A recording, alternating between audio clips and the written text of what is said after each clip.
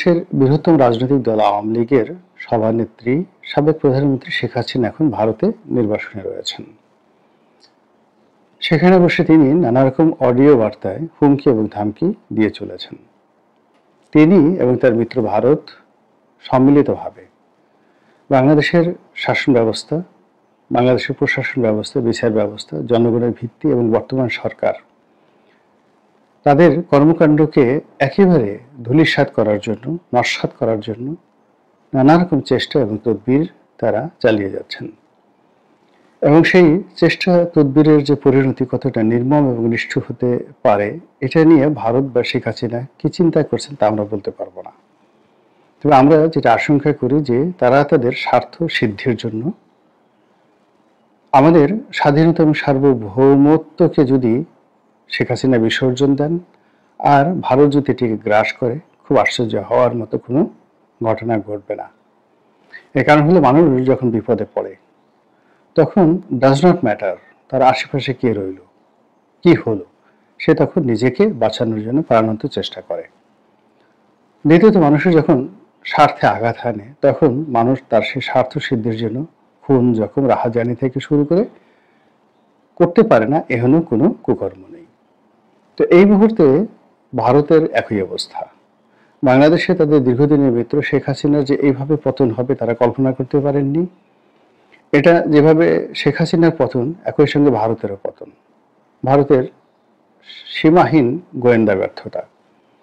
ভারত যদি প্রথম থেকে বুঝতে পারতো যে এইরকম একটা বিপ্লব দানা বাঁধছে, এই বিপ্লবের পেছনে অনেকের হাত আছে এবং সেখানে জাতিসংঘ থেকে শুরু করে মার্কিন যুক্তরাষ্ট্রের FBI এবং আরও অনেক বহির্শত্রুর সঙ্গে সঙ্গে দেশের যে রাজনৈতিক শক্তিগুলো, সাধারণ আমজনতা এবং তার সঙ্গে সঙ্গে কিছু নিষিদ্ধ ঘোষিত সংগঠন যার যার অবস্থান থেকে এরকম কিছু কর্মকাণ্ড করে যাচ্ছিল, যে কর্মগুলো ক্রমশই সরকারের নিয়ন্ত্রণের বাইরে চলে যাচ্ছিল, যেটি ভারতের গোয়েন্দা সংস্থাগুলো বুঝতে পারেনি।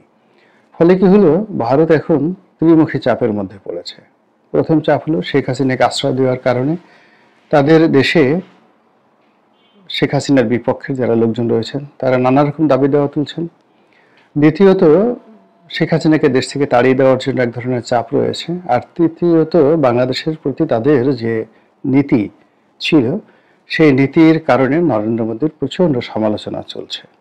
মোটা দাগে এই হলো তথ্যগত। আর যেগুলো বাস্তব সেটি হলো যে বাংলাদেশের রাজনীতি যদি ভারতের নিয়ন্ত্রণের বাইরে চলে যায় এবং এখানে চীন যদি এসে ঘাঁটি করে, তাহলে সেই ক্ষেত্রে ভারতের যে 7 সিস্টার, সেই 7 সিস্টার ভারতে হাতছাড়া হয়ে যাবে। এবং ভারতের যদি 7 সিস্টার হাতছাড়া হয়ে যায়, আমাদের পার্বত্য চট্টগ্রাম হাতছাড়া হয়ে যাবে সঙ্গে সঙ্গে। অ্যাট দ্য সেম টাইম একই সাথে এই ঘটনাটা ঘটবে। অর্থাৎ ভারতের 7 সিস্টার চলে যাবে, আমাদের চট্টগ্রাম, পার্বত্য চট্টগ্রাম এই অঞ্চলগুলো চলে যাবে। ফলে এটা নিয়ে ভারত যেভাবে চিন্তিত, তার সঙ্গে সঙ্গে কিন্তু আমরাও কম চিন্তিত নই। তো এই অবস্থাতে শেখ হাসিনা কি করবেন তার উপর কিন্তু অনেক কিছু নির্ভর করে। তিনি যদি ভালো করেন, তিনি যদি এই সময়টিতে এসেও আত্মোপলব্ধি করেন, তাহলে তার জন্য কল্যাণকর এবং আমাদের জন্য কল্যাণকর। এর কারণ হলো এত বড় একটা রাজনৈতিক দলের নেতৃত্ব এখনো তার হাতে এবং দেশের 35% মানুষের জনসমর্থন অন্ধের মতো তাকে অনুসরণ করছে।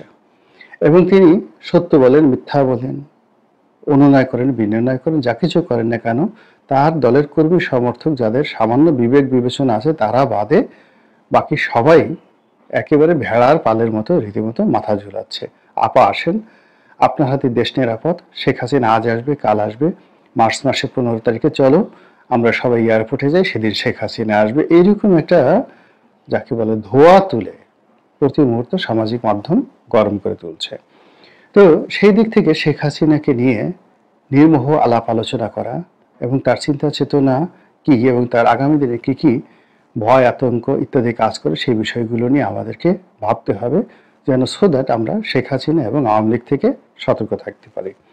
আমি প্রথমে যেটা বলতে চাই যে শেখ হাসিনার 7টি ভয়।